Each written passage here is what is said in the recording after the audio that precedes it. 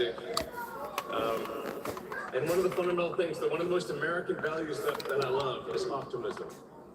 And this feeling like we're gonna make the future good. We're gonna make it good. So, man, I can't wait. This is gonna be fantastic. So thank you again. And yeah, I'm just so excited about the future. Thank you guys. Thank you.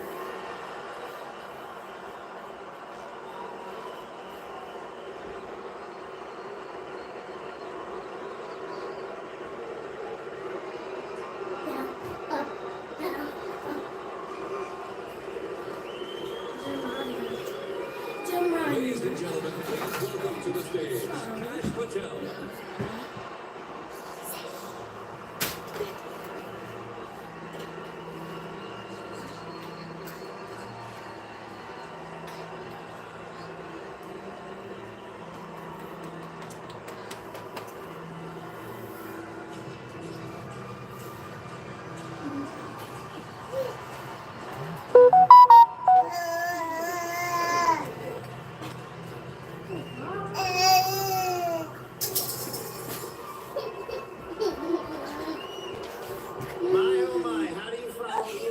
When he tells you we're going to take you to Mars. I'll tell you how. He and I share something deeply. We love the American dream. And we have been given a gift by God today to usher in a new dynasty because we just inaugurated Donald J. Trump as our 47th president. And we just inaugurated J.D. Vance as our vice president of the United States. And we did that because the American dream is alive and well. Because you chose that our dream can be the dream for our children and the dream for our world. And we are at a crossroads here in America. But our future is bright because you had the courage to stand for your convictions. So I'm humbled here to talk to you about why I love the American dream. My story's pretty simple. It's unique, and some of you share in it. My parents were born and raised in East Africa. My father in the 1970s fled a genocidal dictatorship in Uganda, where he saw 300,000 of his countrymen murdered, where he saw what lawlessness would do if it was allowed to break through the system of constitutional justice. He fled, like so many others. He married my mother. They moved here. They waited in line. They stood in line because the American dream was worth standing in line for.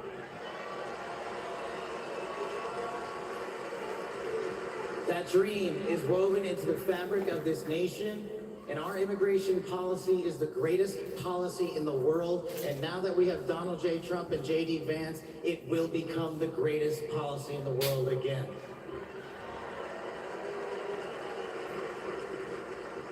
But dreams and hopes aren't enough, my friends. We got to get to work.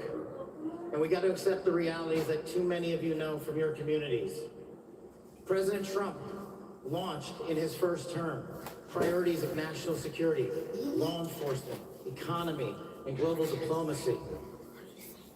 But now we have to retread some of that. And I'd just like to go over a few of the things that our community has been living under these last few years. In the last calendar year alone, we had 100,000 drug overdoses. In the last calendar year alone, we had over 100,000 rapes. In the last calendar year alone, we had 17,000 homicides. That is unacceptable in 2025 in the United States of America. That is why we need constitutional law and order. When I read the statistic that for the age group of 18 to 45, the #1 cause of death is CCP fentanyl. We are not prioritized to go after the threats that face this country and most of all, that face our future generations. But thank God, we will be starting right now.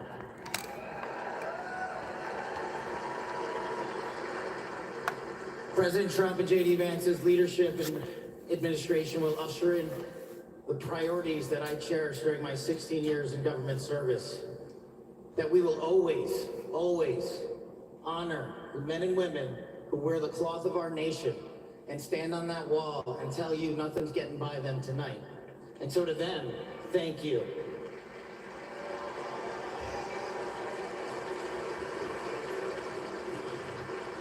To our teachers and our frontline workers and our first responders, y'all choose to show up every single day for our children, for our communities, and we will now show up for you. Thank you for keeping us safe.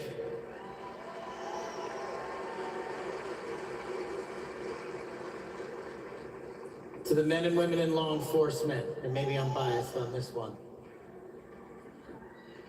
Our police officers, our sheriffs, our federal agents are some of the greatest warriors that God has ever created.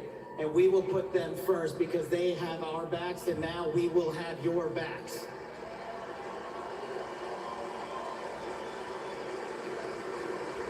I am standing here because of the American dream. I am not standing here because of the color of my skin. I'm standing here because I earned my right on this stage, and you earned your right to be here with me.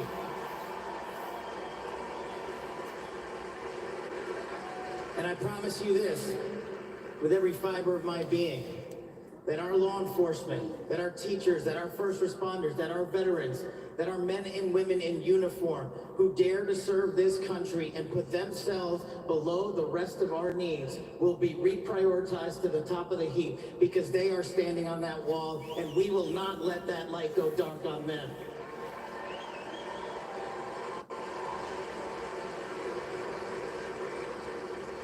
Whether as a national security prosecutor, a public defender, President Trump's deputy director of national intelligence, his chief of staff at the Department of Defense, or so many other roles that I was humbled and privileged to serve when I swore an oath to that Constitution, which I hope to do so again one day soon.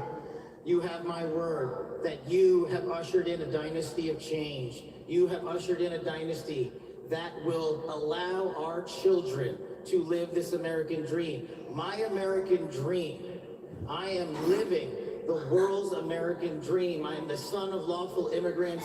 We worked our tails off just like you all do, and I'm gonna make you a deal. I promise you I will never quit on your children. I will never quit on their children, because this American dream does not belong to me. It does not belong to them. This American dream belongs to the world.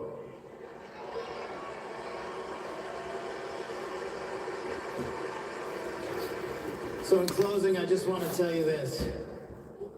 It's pretty cool to be speaking in Capital One Arena right